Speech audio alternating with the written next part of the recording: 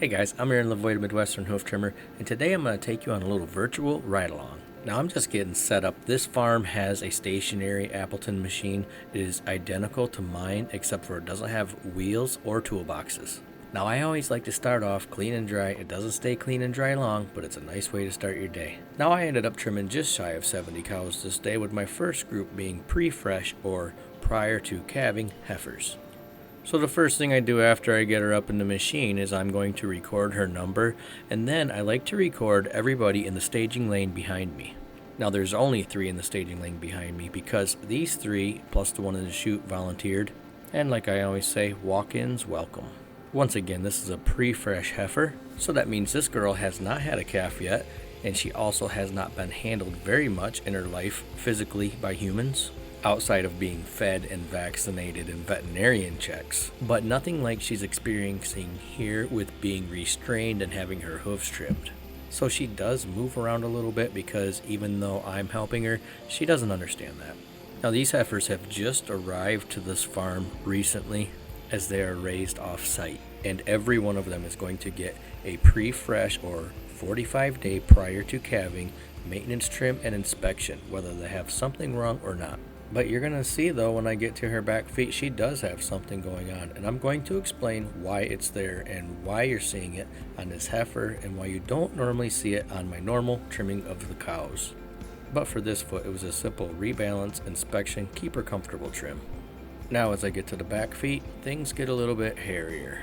Now as this machine picks each leg up, it does not hurt the animal. They might not like to be restrained or handled, but if it was hurting them, they would be thrashing around and putting up a tremendous fight. Having them secured like this is not only important for my safety, but her safety as well. And on the last hoof, I'll show you her face while I'm trimming her, and you'll be able to see that while she might look somewhat uneasy, she is not in any distress at all. Another thing that I'd like to mention, because it gets brought up in the comments frequently, is do we trim all 4 hooves on every cow?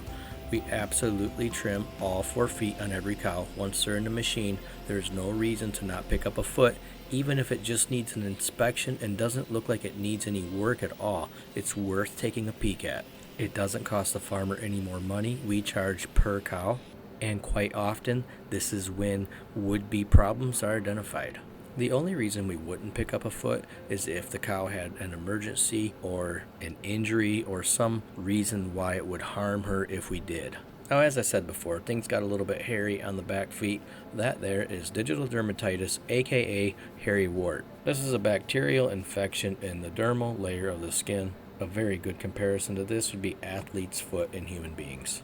Now, why does this heifer have it, and why don't you see it on my videos very frequently? Oftentimes, it's very difficult to provide a foot bath for heifers that are not going through the milking parlor. But it is very much the industry standard, at least in the area where I work, to run a maintenance foot bath to prevent digital dermatitis. But with the most convenient place for location of a foot bath being exiting the milking parlor, they are not oftentimes accessible for pre-fresh heifers. Now I know what you're thinking, why don't they just put a foot bath over by the heifers? And some farms are able to, but trust me, it's not always quite as simple as that.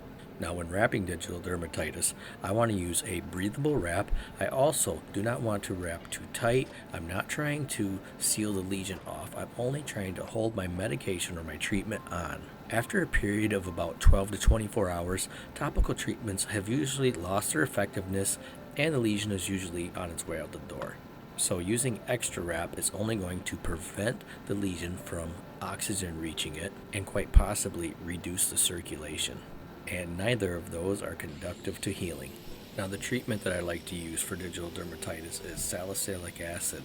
And while salicylic acid does a phenomenal job of treating digital dermatitis, it doesn't quite do as well on corium-related lesions such as abscesses and ulcers. And I've been asked before, how do I know what works best or determine what I'm going to use? As you can see in this picture, I run trials, and here March of 2016, in just 3 days, this severe case of digital dermatitis is almost completely healed. Alright, I'm going to stop talking and let you watch the rest of this heifer's trim.